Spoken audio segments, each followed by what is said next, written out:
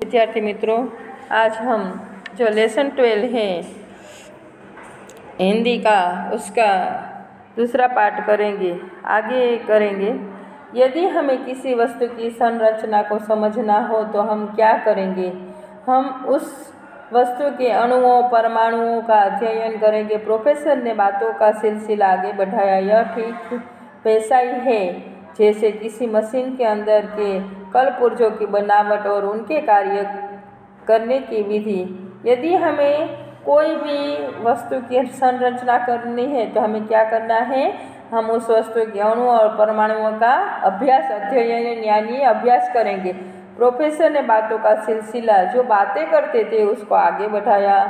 ठीक वैसा ही जैसे मशीन के अंदर के कलपुर्जों की बनावट और उनके कार्य करने की विधि। माधवन मूर्तिवत प्रोफेसर और रामेश की बात सुन रहा था। मूर्तिवत यानी एक टस उसकी बातें सुन रहा था। प्रोफेसर का वक्तव्य जारी था। प्रोफेसर जो बोल रहा था जारी था यानी चालू था। यह तो रही बनावट की बात। अब आती है किसी वस्तु को तरंगों के माध्यमों को कहीं भेजने की बात। कि अब आती है बनावट के बाद किसकी बात आती है कि किसी वस्तु के जो तरंग है, तरंगों के किसी वस्तु को तरंगों के माध्यम से दूसरी जगह भेजने की बात। तुम्हें तो मालूम ही है कि ऊर्जा कभी नष्ट नहीं होती। आपको पता है कि ऊर्जा कभी नष्ट नहीं यानी नाश नहीं होती। हाँ, उसका स्वरूप परिवर्तित किया जाता है। ऊर्जा कभी नाश नहीं होती, पर उसका जो स्वरूप है उसको परिवर्तित यानी रूपांतरित किया जा सकता है। जैसे विद्युत ऊर्जा का यांत्रिक ऊर्जा में, आणविक ऊर्जा का विद्युत ऊर्जा में। जैसे विद्युत ऊर्जा है उसका यांत्रिक ऊर्जा में और आणविक ऊर्जा का विद्युत ऊर्जा में। अब हम आणविक ऊर्जा के उदाहरण के रूप में लेते हैं। यह ऊर्जा यूरेनियम, थोरियम यानी आदि तत्वों को तोड़कर प्राप्त की जाती है। यह ऊर्जा कैसे प्राप्त की जाती है? यूरेनियम और थोरियम आदि तत्वों को तोड़कर मिल सकती है। इस काम के लिए परमाणु रिएक्टर काम में लाए जाते। इससे हम यह आसानी से समझ सकते हैं कि किसी भी वस्तु को उनके मूल तत्वों में तोड़ा जा सकता है।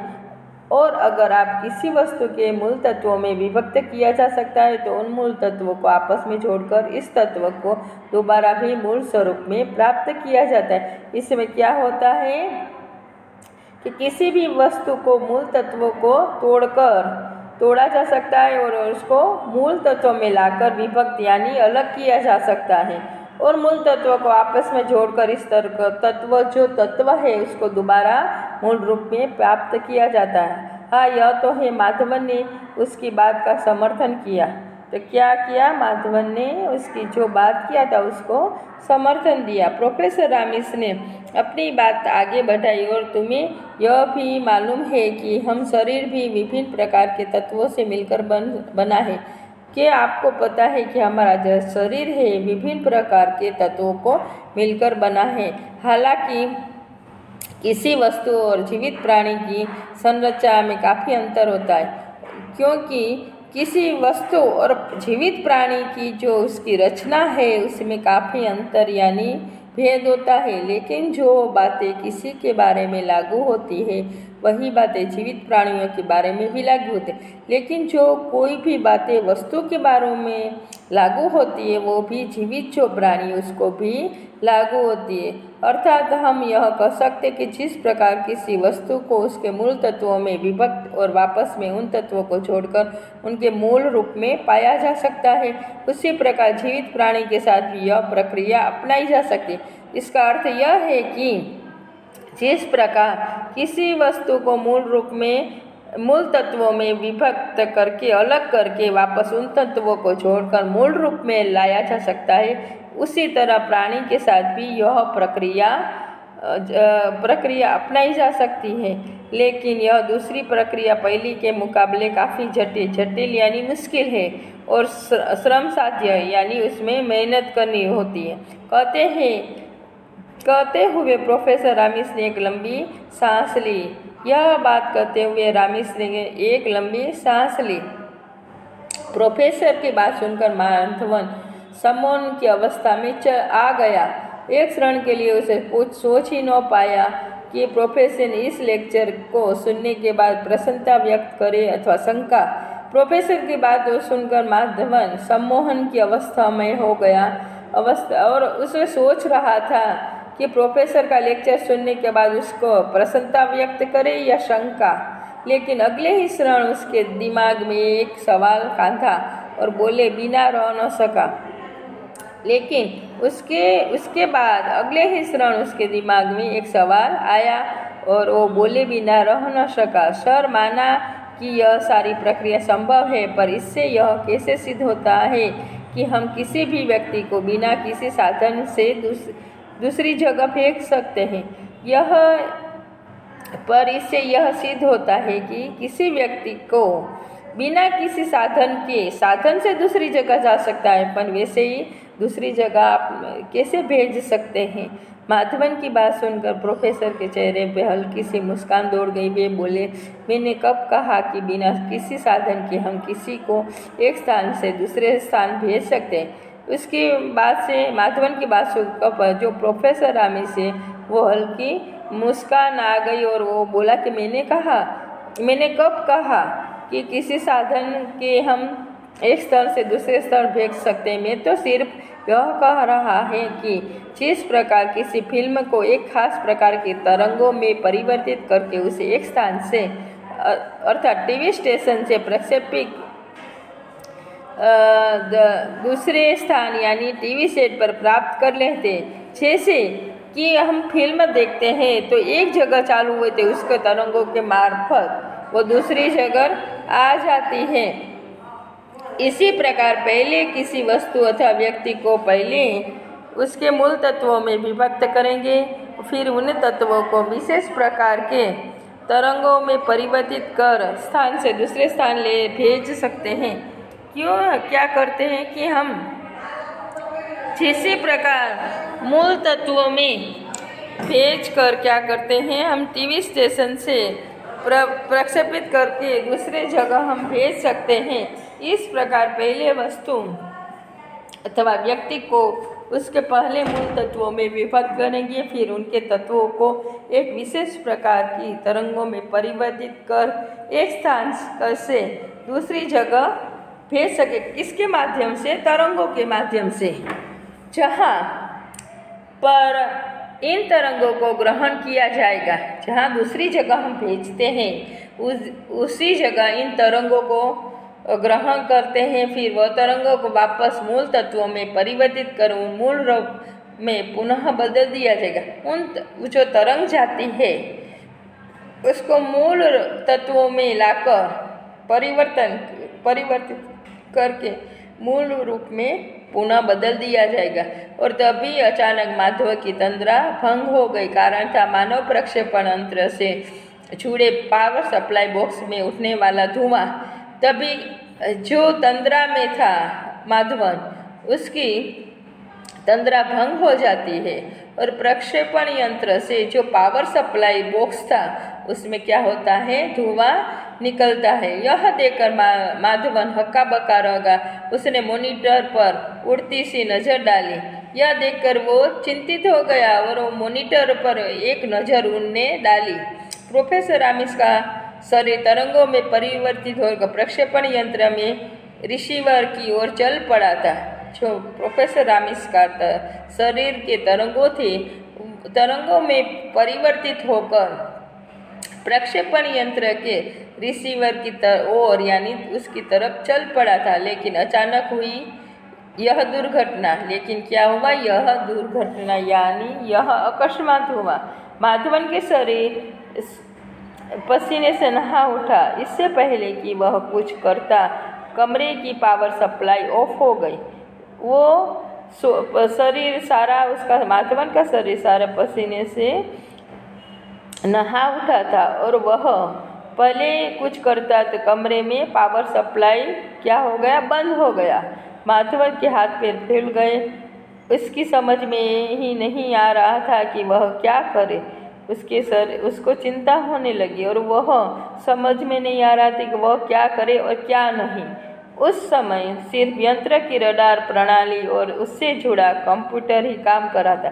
क्या कर रहा था? सब कुछ बंद हो गया था। पर उस समय फक्त यंत्र की रडार प्रणाली और उससे जुड़ा कंप्यूटर ही काम कर रहा था। प्रक्षेपण यंत्र का नियंत्रण कक्ष फैल जाने के कारण प्रोफेसर रामिस का तरंग रूप में परिवर्तित शरीर प्रक्षेपण यंत्र का रिसीविंग प्रणाली के नियंत्रण से बाहर जा चुका था। लेकिन सुकून की बात यह थी कि तरंगों में परिवर्तित प्रोफेसर के शरीर की स्थिति कंप्यूटर पर प्रदर्शित हो रही थी।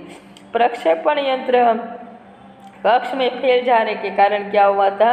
रामिस का तरंग रूप में परिवर्तित प्रक्षेपण यंत्र की रिसीविंग प्रणाली में नियंत्रण से बाहर हो चुका था।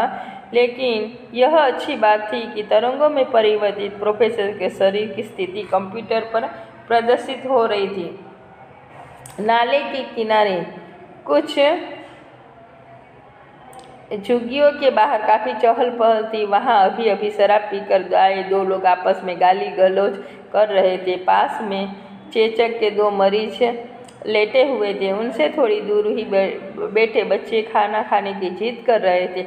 उनकी माँ पास में जल रहे चूल्हे की गीली लकड़ियों से जूझते हुए अपने बच्चों को बुरी तरह से डांट रही थी।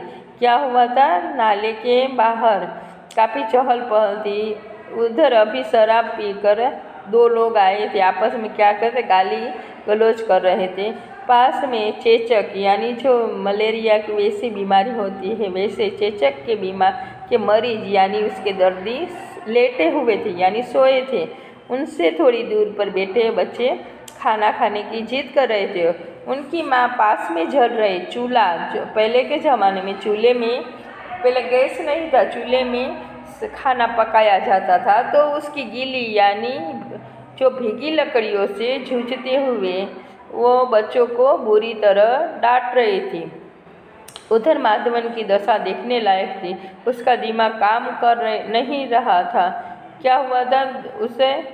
उधर माधवन की जो हालत थी वो बुरी थी। उसका दिमाग काम कर नहीं रहा था। कभी वह फायर ब्रिगेड वालों को फ़ोन कर रहा था, कभी बिजली के मिस्त्री की ओर, कभी अपने आप से बातें करने लगा था। उस उपक्रमों में 15 मिनट का समय कब व्यतीत हो गया पता ही नहीं चला। क्या हुआ? वो कभी फायर ब्रिगेड वाले को फ़ोन कर रहा था, कभी बिजली के मिस्त्री को, कभी अपने आप से बातें करने लगा था। यह जो कर रहा था उसमें 15 मिनट का समय चला गया, यह पता ही नहीं चला। सहसा माधवन के दिमाग में एक विचार कौधा। सहसा यानी अचानक माधवन के दिमाग में एक विचार आया। उसने प्रक्षेपण यंत्र के स्विच को पावर बॉक्स से निकाला और सीधे बिजली के स्विच से जोड़ दिया। देखते ही देखते कमरा रोशनी से भर गया। मानव प्रक्षेपण यंत्र फिर से सक्रिय हो उठा। सहसा क्या हुआ? एक विचार आया माधवन को। उसने प्रक्षेपण यंत्र के स्विच पावर बॉक्स से निकालकर सीधे बिजली के स्विच में जोड़ दिया और देखते क्या हो गया? कमरे में प्रकाश आ गया और मानव प्रक्षेपण यंत्र फिर से सक्रिय हो उठा यानी चालू हो उठा। संयोग की बात यह थी कि प्रोफेसर का शरीर अभी भी नियंत्रण कक्ष की सीमा में था। उसका क्या था? संयोग। अच्छी बात यह थी कि प्रोफेसर का शरीर अभी नियंत्रण कक्ष की सीमा में ही था। मशीन की कार्य प्रणाली ऑन होते ही तरंगे रिसीवर की ओर घूम गई। मशीन की जो कार्य प्रणाली थी वो चालू होते ही तरंगे क्या हुआ? रिसीवर की ओर घूम गई थी। कुछ ही क्षणों में तरंगे प्रक्षेपण यंत्र रिसीव कर ली गई और उनकी कार्य प्रणाली पुनः उन तरंगों को अपने मूल स्वरूप में परिवर्तित करने लगे। माधवन जल्दी से रिसीवर की चैम्बर के पास पहुंचा। उसमें लगे बटनों को दबाने लगा। क्या हुआ? कुछ ही क्षणों में क्या हुआ? मानव तरंगे जो थी यंत्र को रिसीव कर लिया और कार्य प्रणाली के जो तरंगों के मूल स्वरूप में परिवर्तित होने लगे। माधवन क्या हुआ? जल्दी से उसका जो चैम्बर था उसके पास पहुंचा और उसने उसमें लगे बटनों को दबाने लगा। चंद क्षणों में यानी कुछ क्षणों में अंतराल के पश्चात रिसीवर ने सारी प्रक्रियाएं सफलतापूर्वक संपन्न कर लेने का संकेत दिया। जो सारी प्रक्रिया थी वो संपन्न होने लगी। उसी क्षण रिसीवर के चैम्बर में हलचल हुई और प्रोफेसर रामिस बाहर आ गए। क्या हुआ? उसी क्षण क्या हुआ? चैम्बर में हलचल हुई और जो प्रोफेसर रामिस चैम्बर में थे उधर से बाहर आ गए। माधवन अपनी उत्तेजना को संभाल नहीं सका। माधवन को जो उत्सुकता थी उसको संभाल नहीं सकता है। वह लपक कर प्रोफेसर के पास पहुंचा और उन्हें अपनी बाहों में भींच लिया। वो क्या करता है? माधवन प्रोफेसर के पास पहुंचता है, उसको अपनी बाहों में ले लेता है, लेकिन अगले ही क्षण प्रोफेसर का अचेत शरीर माधवन की बाहों में था। लेकिन क्या होता है? अगले ही मिनट में प्रोफेसर जो अचेत यानी जिसमें जैसे बेभान बोलते हैं, चेतन नहीं है, उसको अचेत बोलते हैं, उसका और माधवन की बाहों में था। माधवन ने प्रोफेसर को बगल के कमरे में लिटा दिया और बिना कोई समय गवाए डॉक्टर को बुलाने के लिए फ़ोन मिलाने लगा। माधवन ने क्या किया? प्रोफेसर को बगल यानी बाजू के वाले कमरे में सुला दिया और बिना कोई समय गवाए उसने क्या किया? डॉक्टर को बुलाने के लिए फ़ोन मिलाने लगा। डॉक्टर ने आते ही प्रोफेसर को चेकअप किया। उन्होंने प्रोफेसर रामिस का एक इंजेक्शन लगाया और फिर दिशा निर्देश देकर चले गए। डॉक्टर ने क्या किया? उसका चेकअप किया प्रोफेसर रामिस का। उसने रामिस को इंजेक्शन लगाया और सूचना देकर चले गए। लगभग आधे घंटे के बाद प्रोफेसर रामिस को होश आया। यह देखकर माधवन की जान आई। वह बोला, बधाई हो सर, आपका प्रयोग। आधे घंटे के बाद क्या हुआ? प्रोफेसर जो रामिस से वो होश में आए और माधवन की जान आई और वह बोला, बधाई हो यानी अभिनंदन हो सर, आपका प्रयोग। प्रोफेसर रामिस के मस्तिष्क में काफ़ी उथल पुथल मची हुई थी। एक ओरी थी उनकी वर्षों की मेहनत, उनका महान आविष्कार जो उन्हें भारतवर्ष ही नहीं संपूर्ण विश्व में प्रसिद्धि दिलाने वाला था। दूसरी ओर था उनका कुछ क्षणों का अनुभव जिससे वे अभी थोड़ी देर पहले ही दो चार हुए थे। नाले की सड़ांध मारते पानी के किनारे बजाती हुई मानवीयता और उन्हें हिलाकर रख दिया था। उन्हें अपना संपूर्ण व्यक्तित्व ही खोखला नजर आने लगा था। एक बाजू क्या हुआ था? प्रोफेसर रामिस के मस्तिष्क में उथल पुथल मची थी और एक और थी उनकी वर्षों की मेहनत, उनका आविष्कार और उन्हें भारतवर्ष ही नहीं संपूर्ण विश्व में उसको प्रसिद्धि दिलाने वाला था। दूसरी ओर था उस क्षणों का अनुभव जो थोड़ी देर पहले ही हुआ था। नाले की जो गंध मारती हुई, जो पानी के किनारे बजाती हुई मानवीयता उन्हें हिलाकर रख देती है और उनका जो संपूर्ण व्यक्ति है उसको खोखला नजर आने लगता है। और ठीक उसी क्षण माधवन की बात उनके कानों तक पहुंची। उन्होंने रामिस की बातें बीच में ही काट दी। प्रयोग? कैसा प्रयोग? अभी तो मुझे अपना काम शुरू करना है। इस देश के लाखों नागरिकों को कुपोषण से बचाना है, उनको जीवन की न्यूनतम सुविधाएं उपलब्ध करानी है। यह बहुत बड़ा काम है और अभी तो इसकी शुरुआत होने भी शेष है। कहते हुए प्रोफेसर रामिस खड़े हुए और कमरे से बाहर निकल गए और उसको ठीक उसी क्षण क्या हुआ? माधवन की बात उनके कानों तक पहुंची। उन्होंने रामिस की बात को बीच में काटकर कहा, प्रयोग? कैसा प्रयोग? अभी तो मुझे अपना काम शुरू करना है। देश के जो नागरिकों को कुपोषण से बचाना है। कुपोषण यानी कोई गरीब होते हैं उसको जो प्रमाणसर खाना मिलता है वो नहीं मिलता, उसको कुपोषण बोलते हैं। उनको जीवन की जो छोटी सी सुविधाएं उसको उपलब्ध यानी प्राप्त करवानी है।